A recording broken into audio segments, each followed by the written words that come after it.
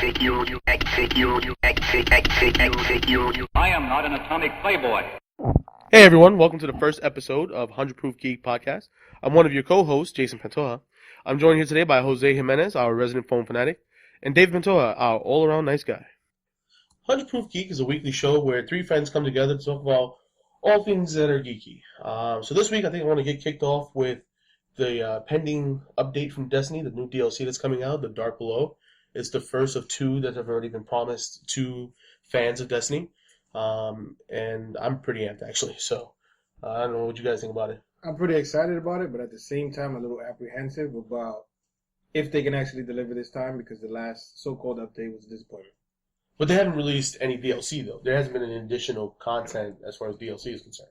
Yeah, but at the same time, when they painted the picture of what the game was going to be when it first initially launched, and what their plans for the game, they fell kind of short. Right. The supposed Queen's Wrath, the Iron Banner, nothing worked when the game was initially released and when they first put it out there. So it makes me a little nervous to see how this one's going to turn out. Yeah, as someone who didn't even get to play the game, like who hasn't even played the game that much, like the little bit that I played, it's not like I think it dropped in story. Like it didn't progress any real story. It felt like he was just running these missions for no reason other than to level up. And then, like, I think they could have done way better with that. They talked about how this game was going to be so epic, and I didn't feel the epic. Well, so, I mean, that's the great thing about DLC and these kind of games, these long. Destiny's scheduled to be a 10-year long game. So the great thing is that there are plenty of opportunities for the devs to go back and rectify some of those issues. And it seems like what they're intending to do with this is all the new content is going to be driven through story missions. So you're going to get tons of story while completing missions, strikes, the raid, etc., which should help with people who felt that the story was lacking in the first place. But that makes you wonder, what the heck were they doing when they made the game to begin with that they just didn't work it like that from the start? I mean, what were they doing that the story felt so lacking when they first released the game that they had to rework the DLC in a way that it's interesting? Well, to be fair to Bungie, though, they've had a hard time in the MMO-ish space. Some time ago, I read an article that they had actually originally planned to do a Halo MMO, which ended up getting scrapped. So it's just possible that, everything they said up until launch, you're like, we're not an MMO, it's not an MMO, it's not an MMO. It's going to be this really massive online game, but it's not going to be like a World of Warcraft or, what's the other one I like to play? The Guild Wars? Guild Wars, yeah. Right. It's not going to be like that. It's going to be an online shooter with tons of things to do to keep you busy, right, that should survive 10 years. But they also said that it was going to have story and it was going to make you feel like it's epic. And I got to tell you, when I played when it first came out, nothing felt epic. I seen a few of the cutscenes and I was just like, okay, but who's that again? And right. I mean, you don't get introduced to any real character. There's nothing that drives your story along. It's just kind of all bland. Exactly. And in the same token, if you say that it's not an MMO, and then maybe like 3-4 hours into the game, when you're trying to upgrade, when you get past level 20, well, maybe not 2-3 hours into the game, but when you're fairly into the game and you're trying to get past level 20, and you're constantly going back to the same places and you're grinding, it's an MMO. Right. As much as you want to say it's not, right, that's exactly what it is. It takes you 2 or 3 hours. And at the same time, even if they were trying to do a Halo MMO and that crashed and burned, that doesn't mean you then decide to paint it as something else and then crash and burn that also. I would say so. I mean, here's my responses. I mean, as far as epic goes, I think epic is relative, to be honest. Did you think it was epic? I've spent really 300 plus hours must be on the game so far. So as far as for me, it's done everything that it needs to do to be a strong, playable game. Yeah, but I continue to come back for it. But you spent 300 plus hours grinding. So you can get ascendant swords to level up your gun. Well, I don't have that. Which even after now you don't, but you did it at the beginning. Yeah, but at the same token, I have a lot of noticeable issues that I'm sure a lot of people share with the game. But at the same token, I love the game. I play for a long time every night religiously. Yeah, there's no doubt that the game it does look pretty. It's a polished game. It's not even about pretty because I legitimately like the scenery and everything, the characters you're fighting. Like it looks good, and the gameplay is fun. I mean, it's almost arcade style the way the gameplay works out. The gameplay is phenomenal. That's the only reason why. There's supposed to be some other So more to it. you know the problem is though is that they did this thing. They took a shot out there. I think the Grimoire was a big mistake. And they made a really nice companion app. And they continued to update the companion app. And so the Grimoire, which apparently is a sore topic for everybody, but the Grimoire is amazing. It's got a lot of content. And then if you notice, every special weapon, every exotic, every legendary, whether it be gun or armor, has a flavor text, and those flavor texts can be also. You can also find iterations of that in the Grimoire. There are tons of people who've been doing things on YouTube with the Grimoire and telling the stories of these these hunters and these warlocks and these people who don't currently exist because they were there when everything was still nice and shiny when the Traveler first arrived. But how things have gotten crazy. And for me, again, I can tell you I can tell all these stories because I've read the Grimoire. I've watched. But I won't. Nice reminder of how the Guardian, the speaker tells you nothing, even though he's like right about to tell you something. Good old Angry Joe. But he just follows you. Yeah, he's just a troll. Anyway, but there's tons of stuff in the Grimoire that I found really interesting, really impressive. The fact that there's a potential for space dragons to come back.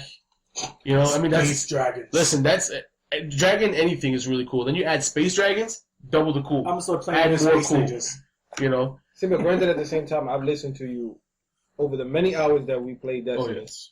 And you tell me about everything that's in the Grimoire. And it's all fine and dandy and it's interesting and I enjoy all the backstory. But at the same time, it'd be nice just to get a piece of that during actual gameplay. That's what I'm saying. I didn't pay $65 to go and have to work extra. I got to grind in the game so I can progress in the game. And then I have to grind on my own personal time. So outside of the game to find out what the hell is going on. So I got a two-part question. So one, $65, to grind in and out of the game, right? My thing is, though, how many times have you spent $65 in a game that you either finish in 2 to 3 hours, which has happened, or that you bought it, you have it, you open it, so you can't return it once it's open, and it sucked?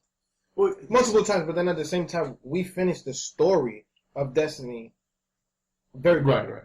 Well, we just wanted to go back because it was fun to play. Here's my thing about story, more about how long it takes you to beat a game. I don't care if it takes me an hour to beat a game if I enjoyed it. Right. I get you.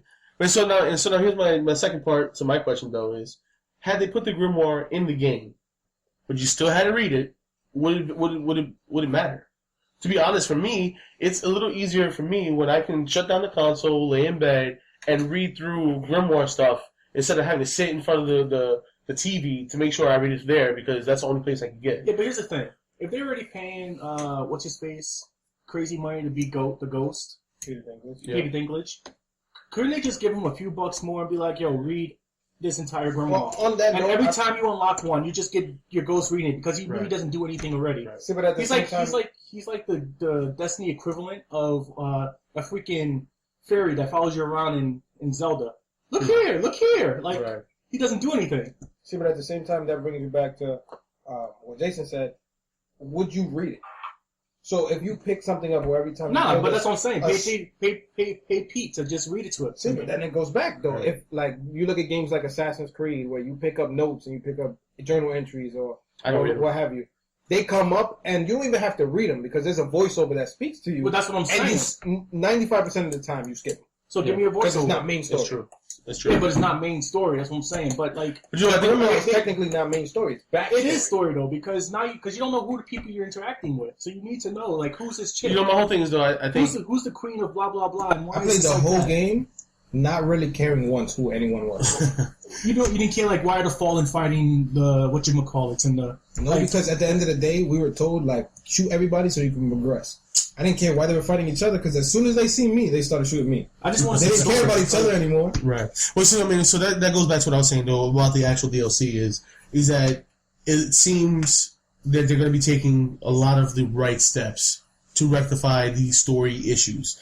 They've been doing major patches. I think there was the other day was a 2.5 gig patch. That you had to download, which wasn't terrible because I'd rather get a bunch of mini patches and then when the DLC comes out, it's ready to go, than having to wait and download a 10 gig update when the DLC is available on Tuesday. So for me, like, I don't mind that. But what I'm saying is they've been doing a lot of different things to kind of make it easier for kind of everybody to get everybody on board with what the current story will be.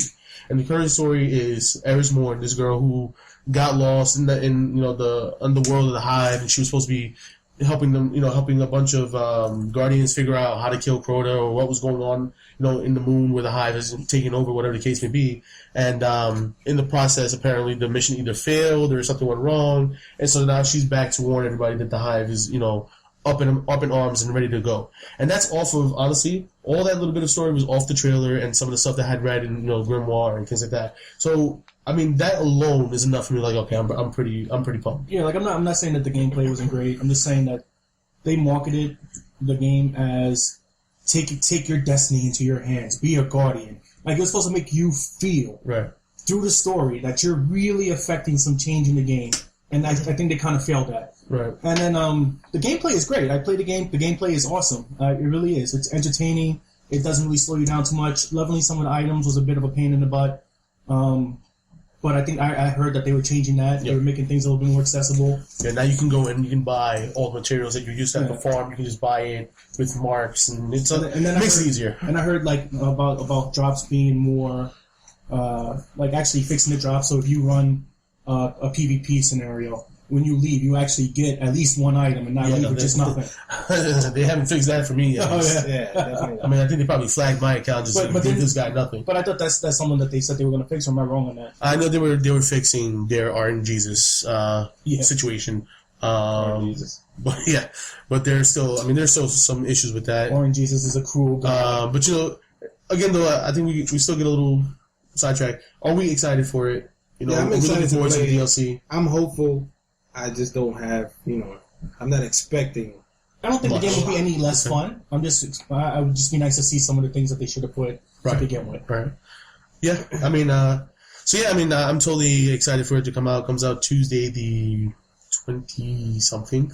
No? It comes out the 9th, bro. The 9th. I apologize. Wow. Time eludes me. Yeah. So November. Tuesday the 9th of December. It'll be out at 1 a.m. Pacific time. Yeah. So that's 4 o'clock if you're on the East Coast. Sucks. It's 3 o'clock on the East Coast. 4 o'clock because it's 1 o'clock over there. 3 hour time difference. 3 hours. Oh yeah, okay. So I mean, I can tell time. Yeah, I'm looking forward to it. I don't think I have the same story issues as everybody else does. I've spent a lot of time looking into some stuff and reading things and YouTube and whatnot.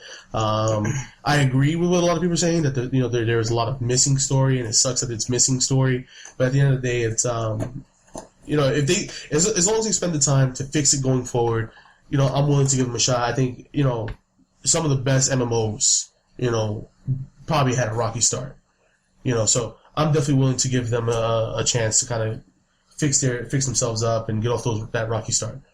Talk about rocky starts. Yeah. How about that, Node Edge?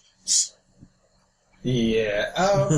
About that Node Edge, I was really excited about the phone. I've had Samsungs over the time, since I've been into phones since around the age of 16. I like the Note 4, great phone, great processor. Phone is very responsive, loudspeaker. I enjoy the phone overall. It gets me what I need quickly, what I need to do gets done. No issues, no problems. Then I decided to switch to the Note Edge just because I wanted to try something new. Wanted to test out this new curved edge feature. And I really wish I had it. $50 restocking fee definitely was not worth it to switch to this phone. Instead of the edge making your phone more convenient, it's actually in the way. So if anybody out there who's not 100% sure about the Note Edge, it's a new Samsung device that launched last month. So the 17th of November, excuse me. Again, time really eludes me. But it launched in November, and it was made in limited quantities to kind of get a test run to see how people respond to it. Samsung has said that they officially were only making X mounted devices. So once they're sold, they're sold. So that might be the only value there, is that they never make another edged or rounded or bendy screen ever again. Well, if you have a Note Edge, you might have some. Let's actually describe what the Note Edge is all about for people who So the edge of the screen actually it wraps around one side of the phone. So you literally have your screen going right up and around to the edge of your phone. Right. And that's just freaky because you hold the phone between your finger and your thumb, and you're pushing buttons. I don't even know how you use that. It feels good in the hand with the design of the phone.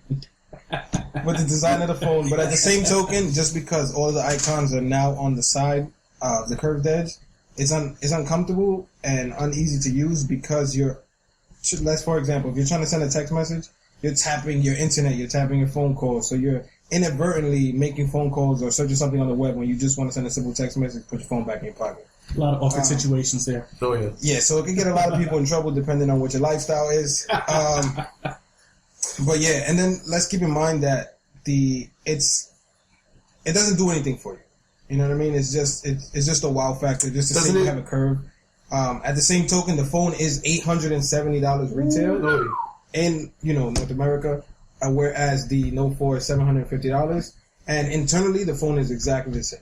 Doesn't the Edge replace the bottom icons on the front of the phone though? Yes, but it's fully customizable, up to and including the folders. Right. And you get, you can make the side a ruler, which is a little catchy, but who really needs a ruler? Right.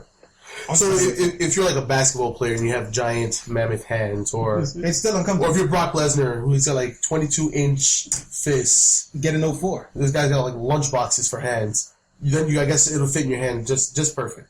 No, because the issue for me, I have pretty decent sized hands, and the issue for me is not so much the size of the phone, because it's essentially the same size as the Note 4, which I had no problem with. Mm-hmm. It just becomes the issue of the fact that everything is now on the side, so you accidentally hit all these other things. Yeah, that's what I'm saying. Like it looks nice. It looks really like clean. But is there any additional weight to it because of the Edge? It actually is a little bit heavier than the Note 4.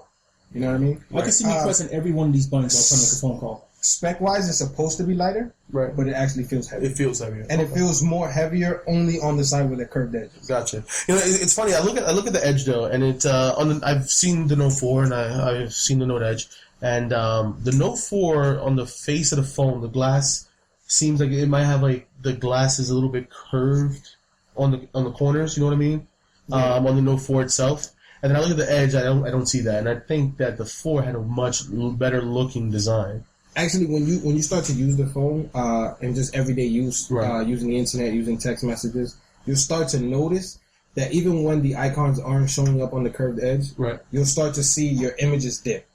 So let's say if you're reading an article on the internet, you'll see those words at the right side of the screen kind of curve and dip into the edge. See, I can't. So there's no cutoff and no distinction between the curved edge and what the icons are there for, and what you're actually viewing. What about that would drive me crazy. What about when you're like watching video though?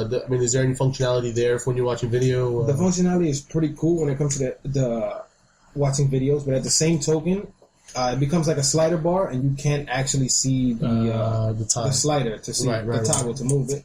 It's just a bar that fills up, and it's kind of annoying because you want to look for a certain spot you can't find. Gotcha. So as a phone, what do we think about the Note Edge as a phone?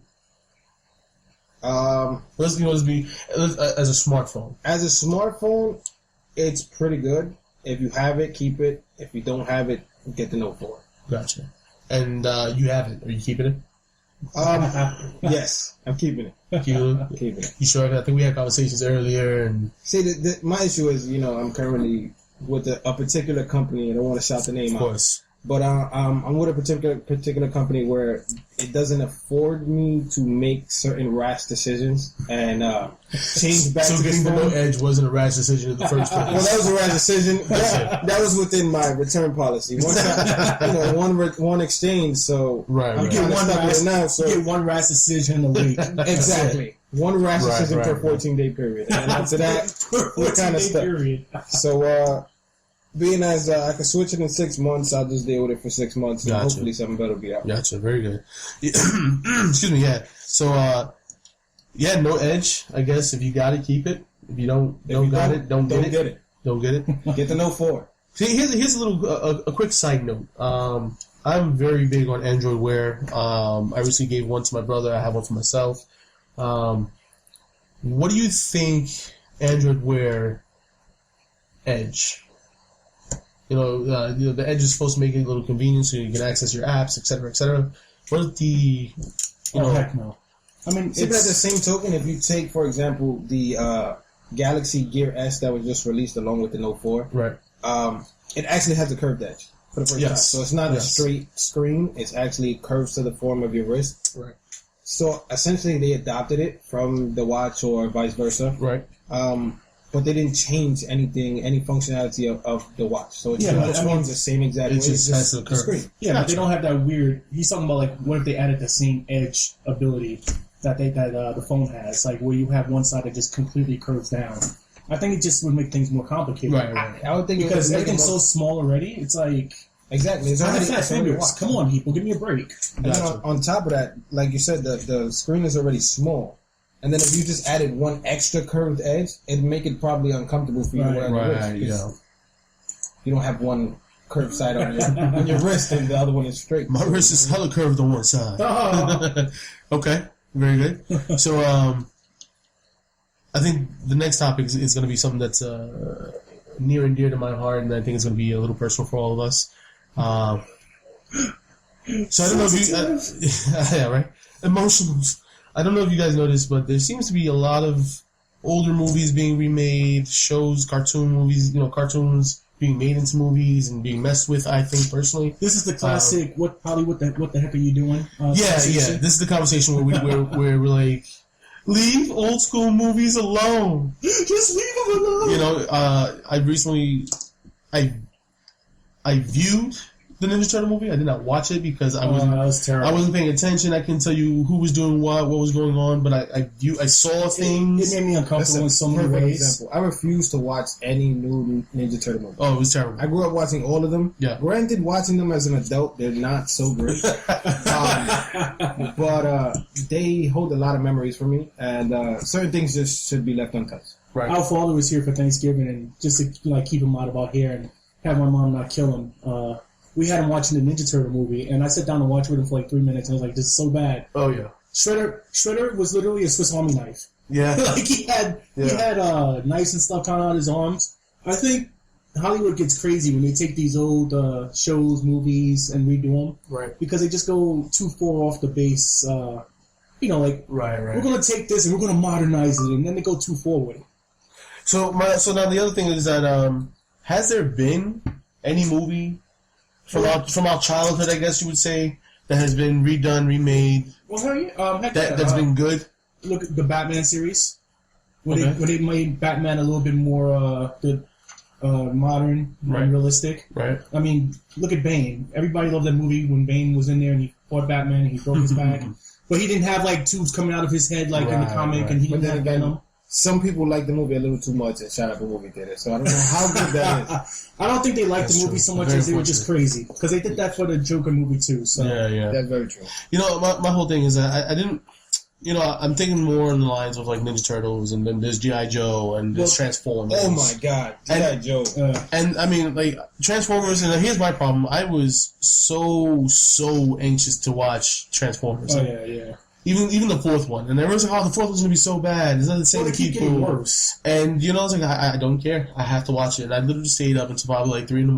watching the fourth Transformers. No, I tell you, Christian. What's his name? Not Christian Bale.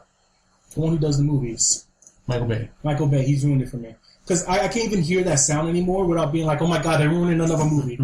I hear, I'm just like, oh crap. It's like that mechanical sound. Right. He has in every single movie. Right. I hear it, and I'm just like, oh God, what movie is he ruining now? I enjoyed it probably up until the second one. So that's one movie. Yeah, that's one movie. Nah, after the second one. Okay. So once they changed the girl. Okay, gotcha. When they start changing too much, and then basically you watch it for Megan Fox. Not necessarily, but when you build a storyline and a plot with certain characters, I feel like you should keep those characters current. Don't go back and switch them and then make up some excuse for why they're not there, for why they're not there, or why they got replaced, or whatever the case may be. Well, what do you think about Jurassic Park, Ghostbusters? Right. So now that's the next part. So now Terminator Genesis. So that's what seems to be the new thing now as well, is adding on to what's already been there. So is Genesis adding on, or is it supposed to be like an alternate timeline? I'm not too sure. I haven't seen all the details, honestly. It's supposedly an alternate timeline. Gotcha. But I mean, but it's adding more content to the series that have long since ended. Again, Ghostbusters, very long since ended. And, Jurassic Park, which is now going to be called Jurassic World. We got. But isn't Jurassic Park, Jurassic World just a remake? It's literally just a remake. No, No, it's a continuation of the story. See, but Ghostbusters, they're under the same things, and this woman is now taking over John Hammond's spot. So, yeah. Well, Ghostbusters, they've been working on getting a Ghostbusters third movie for the longest time. I mean, literally since the last movie, which was in the 80s. So it's really no surprise that they're doing another Ghostbusters movie. I think it's supposed to be like they're handing it down to the next generation. They got like Ghostbusters worldwide, and they're training Ghostbusters and stuff. So like future proton packs. That's all I gotta say. So I'm not too angry at that. I'm not too like flabbergasted about them doing a new Ghostbuster movie. But Terminator Genesis, and you got Arnold Schwarzenegger to play the role again. It's like, really, guy? Really? He failed as a weightlifter for using steroids. Huh. He failed as a mayor. He should. I don't know why. But he was good. He was as good as a Terminator. But he was a good Dominator. But that was pretty much it. But here's the thing: he did a good job at that point in time. Don't make him come back and ruin it. Yeah. Because then, along with ruining the movie, he now ruins himself. Exactly. And here's the thing: it makes me feel like they can't write a good Terminator movie now without him in it, because every Terminator movie after T2 was just poop. But he's been in all. But then at the same token, if they replaced him, no, he hasn't. Well, okay, yeah, but not as like a main character, not like in the role he played before, like where he was like the main focus. Right. And I don't know, it's just been terrible. So I mean, I don't know. My thing is, I often think to myself when movies are coming out or new things are happening, at what point is there nothing left to be new? At what point are we always going to be looking at remakes, reimaginings, redos? What if you think about it, and not to get too nerdy and too like philosophical, everything's a remake of something. Of course. You sit there and you watch a story and you're like, oh, you know, that's really interesting, I like it. And then 2 weeks later you realize, oh, that's just a spin of Macbeth. Or, you know, that's just a spin of some other thing that's been written years and years before. And then that was just a spin off of something else. And so we're always telling the same story. Right. You know, well, no, I mean, I don't mean the story. I mean, just it's going to get to the point where, you know, there is literally just, listen, I don't know about you guys, but every once in a while I like a really good dinosaur movie. Dinosaurs are awesome. It's great to see them do dinosaur things. Eat stuff and trample things. Are great. Dinosaur things are great. You know, so I'm always looking for a great dinosaur movie. Actually, you know what? One of my favorite dinosaur-esque movies was Godzilla 2014. Loved it. With Matthew Broderick. Loved it. Absolutely one of my favorites. At the same time, when we take it back to Jurassic World, right? Let's do something different. Let's not leave them on the island. Right. Let's not leave them trapped. They're dinosaurs. They're bigger. Have one of them crawl out. Let's go crazy with it. Well, I mean, if you're gonna remake it and let's put a new spin on it. Not let's repackage and change the last part of the name. How far can you go with a dinosaur movie? I mean, that's what. But if you got Planet of the Apes, you know, look at Planet of the Apes when they remade it. You got the first one with what's his face, or I actually like the first remake. I like the first remake, but at the same time, I'm just using that example. Right. They're all over the city. They're going bananas through the streets. Oh, I see what you did there. They're going bananas. They're going bananas through the streets. But if you think about it, you know, let them go wild. Well, see, that's what they're saying is somewhat the story for the new Jurassic World is that they finally got Hammond's dream realized. They did the part. People are coming to visit now. People are having these interactive kind of tours where they can get fairly close to the dinosaurs. And now we're going to see a T-Rex eat them all. I haven't seen anything about a T-Rex in the movie. There better be one. There better be one. But what it seems to be is that, like any other theme park, it gets old. All right, you got a dinosaur. So, I mean, now millions of people have seen dinosaurs, so what's the big deal? So what it seems like they did, they genetically enhanced and made their own dinosaur who was able to break out and climb over this 40-foot wall or something like that, climb out of the wall, and is doing dinosaur things on the island now. Because nature always finds a way. Yes. So yeah, I mean, granted, I mean, really, what can they do with dinosaurs and people on the island? I don't think many people responded well when they took the T-Rex off the island, brought it to New York or whatever it was, or San Francisco, And then he had God, the T-Rex drinking from the pool, and he ate the dog. I don't think a lot of people really responded well to that. So I think the safe bet is to keep everybody stuck on this island. Some people can escape, some people don't escape because it's an island. But I listen again. I'm looking forward to it. I don't mind it. I'm just concerned about some of these other movies that are getting additions to them. I know everybody's concerned with Episode 7 coming out, and why did there need to be more movies? And of course, Disney bought that, so they're gonna get as much. They're gonna run that into the ground. Wheels, oh yeah. They're gonna ride the wagon until the wheels fall. Exactly. Oh, yeah. So but then they're also doing another movie for Independence Day. They're getting another movie. My problem, the problem I have is. It's been, what, 6, 7, 8, 10, 9 years? The movie came out, what, 97? It's been a while. So, so the aliens have been pissed, and they've just been stewing in it for 10 years. Oh, we're going to get them. We are going to get them, but not yet. You think about it, it's a superior race. They nearly took over the world. Right. And we won. We had Will Smith. Oh, Will Smith. Oh, he fights vampires. He fights he was an Air Force pilot, and he just magically knew how to fly an alien. It's like riding a bike, baby. Just get on and go. Just get on and go. Apparently. All right, so he comes in and he takes over. He kills them. They leave, and for 7 years, right, they don't come back. But that's what I'm saying. They listen. You put a little skull in my face. In my face. Listen, don't laugh at me. You about to blow me up. I don't like that. If anything, that's more fuel on the fire. Right, yeah. I'm coming right back tomorrow. Oh, no, yeah. I mean, you gotta come back full force. Oh, maybe this is really far away. Maybe it take me a year. I go home, call some of my friends. Right. We might have to meet at the park, and then go see Will Smith for a little while. I don't think Will Smith is confirmed for the movie. I'm not sure. I think they're working on that, though. So let me ask you this. What movie, cartoon, show from your childhood or from the past that you wouldn't mind seeing redone or added to? My view on the subject is I don't want to see it redone. I want to re-enjoy what has already been done.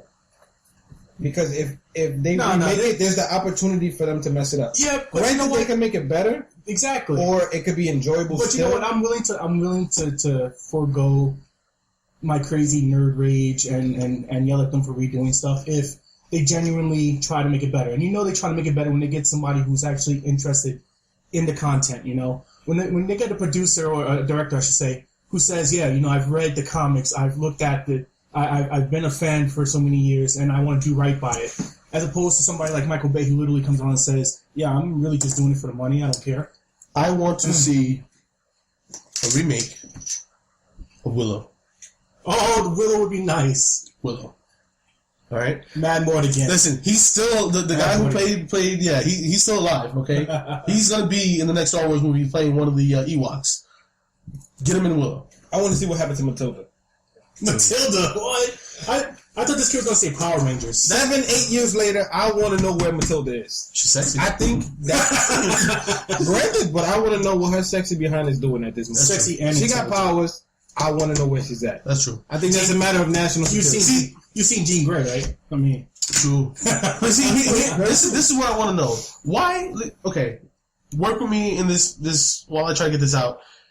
They want to continue to add to these movies that already exist. They want to either use what's already there, or they want to add more to it, make new additions for it, etc., etc. But there are plenty of movies that have just ended. Right? The movie ends, and that's it. You know what? I Am Legend again. What happened? They go to the place and everybody lives? Or they get to the place and he was hecka wrong. And now the zombies over there, they're super zombies, eating the little zombies. I want to see more of what's happening in this one place. Matilda. Vampires. I want to see what happened to Matilda, right? She went to live with a teacher. The teacher was hella pretty too. Hella pretty, but I want to know, was that the best choice though?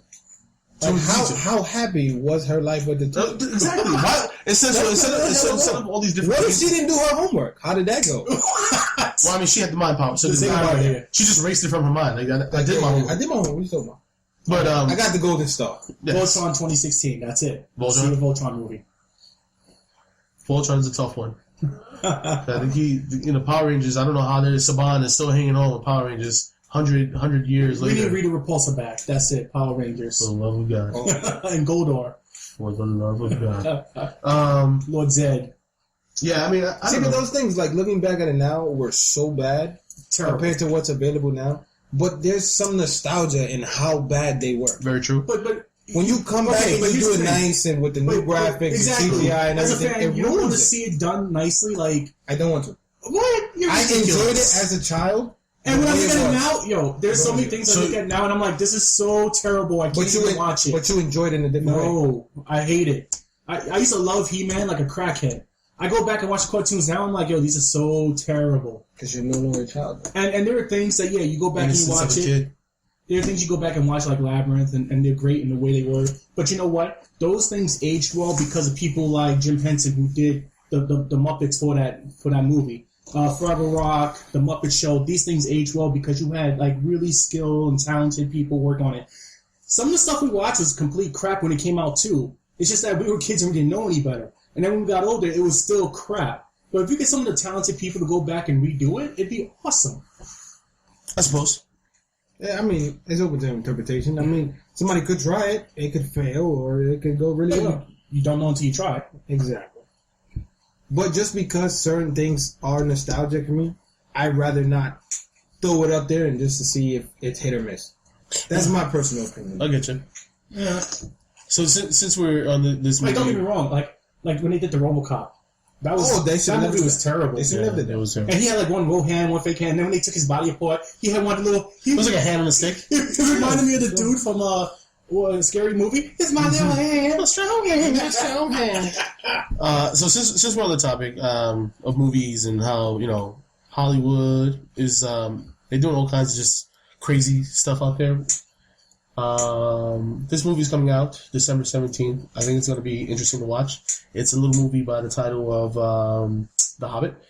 Oh Jesus! Don't start. All right, this is what I'm looking for. So David is he must have written the book himself. Shut up. As many times he read it in high school and how much he loves it. So he nonstop I'm not talking. brings up how he can't watch the movie and it's terrible what they're doing, how they're taking this small book and adapting it into Oh, I see what you did. three separate movies and Hobbit, small book, yeah.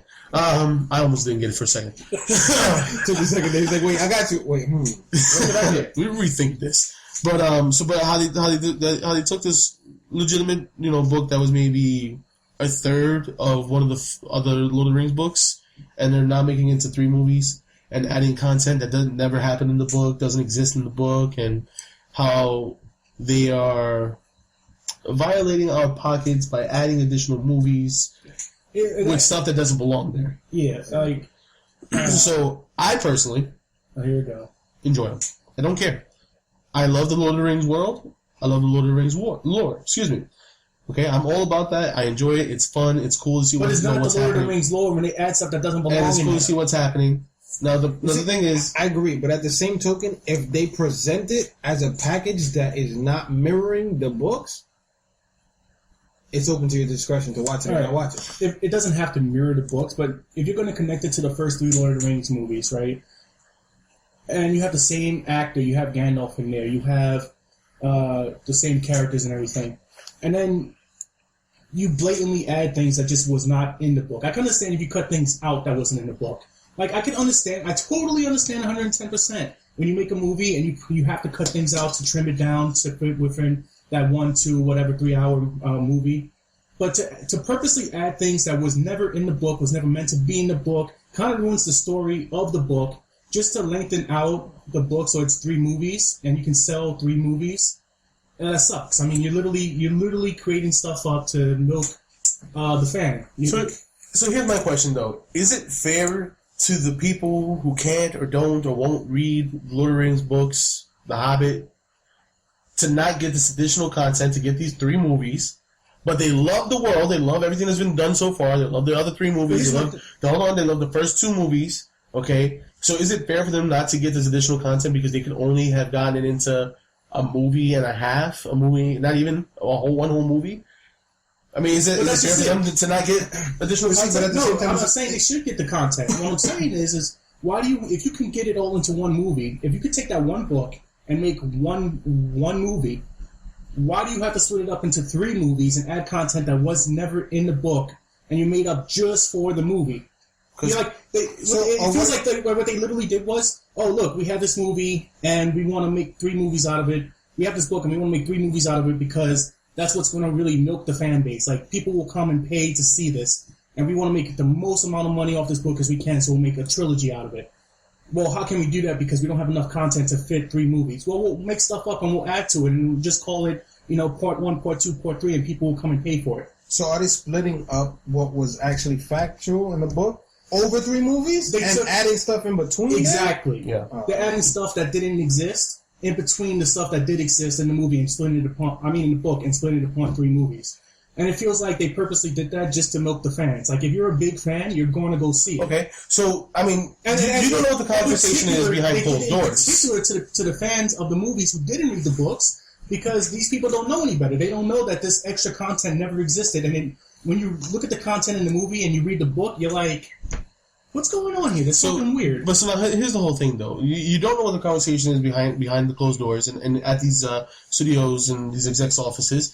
What if the movie was never going to be made unless they got 3 movies? So now not only do true fans not get the other movie, but also fans who only know the movies don't get the movies. See, but then I understand you being a true fan of the Lord of the Rings world and the lore, saying don't make the movie, but then it's still unfair to those who haven't experienced it, who might and like it, and then in turn go read the books. Well, let me give you just say don't make the movie. Let me give you an equivalent. I make a pot of soup, and I'm gonna sell that soup to everybody who comes up to me. But I can only serve like 8 cups of soup, but I want to make more money. I don't care if the soup tastes worse or what happens. So I just add 4 more or 5 more, liters of water to that soup. It thins it out and it doesn't taste as good. But screw it. I mean soup is just water anyway, right? I got to sell 20 more cups of soup. At the same time, as a businessman, you have to make that decision to water down your soup to make it less good. You know what I mean? But hypothetically, you think about it. We're going to refer it to the movie too. If you add more water to it, it tastes less satisfying. Right. So then that first customer, instead of telling somebody, you know what, that was good soup, let's go get some more soup, or you should go get a cup of soup. Now they don't go get soup because you made it taste bad. But that's my point. But that's their choice though. As the owner of the property, they have the right to make that choice and test the waters to see how the majority of it also comes down. But that's just what I'm saying. Like, you know how people always say it exists because you're paid for it. You know, you talk about how this game sucks or this or that was terrible or that movie was bad, and it exists because you're a sucker and you'll pay for it. You know, if you're a fan of the show or the movie or whatever, it exists because you'll keep watching or you'll keep paying for it. You know, and just as a fan, it's not like I'm some crazy rageaholic fan. I'm just not going to pay for it. I'm not gonna. Pay I will for steal it, however. I may download the app or to. But like, I'm not gonna pay for something that they purposely watered down just to make an extra buck off of somebody who's a fan of what they did before. It's like, oh, you guys make really good soup, but now we're gonna start watering down our soup just so we can sell a little bit extra, and we don't really care about the fan base. You guys ever get in a relationship with a girl and she would do things intentionally to cause an argument, where she could have easily just walked away and not had that argument, but she did those things intentionally so that that argument existed? I don't know where this is going. This is what David does. I'm not doing that. He has a strong point on how he feels about these movies, okay? And so he says he won't pay for it. Now, I think the stronger statement would be not watch it, period. Yeah.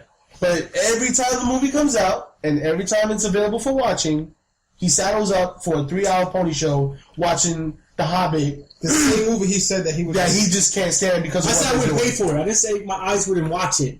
If I happen to be in the same movie, but if you feel that strongly about it and you say that's the true standpoint, you make the statement, "Don't make it, don't watch it." It's that simple. No, don't make it. I'm not going to pay for it, but I'll be hell if I'm going to pirate it. We do not condone, endorse, or acknowledge pirating of any type of music, games, literature, comics, etc. No, but really, I mean, I just won't pay for it. I paid for other movies. I've gone to see some of them. I just like what's this last one I just went to go see? Catching Fire. Catching Fire, The Hunger Games. I could care less about The Hunger Games, to be honest. I thought the first movie was mediocre. The second one was pretty good. And now that they're turning the third book again into 3 movies, I mean, I can see how maybe they're doing it because from 3 different points of view. I don't really care. I'm not a fan. I'm gonna lie. But to I be honest, not once have even looked at the book, picked up the book.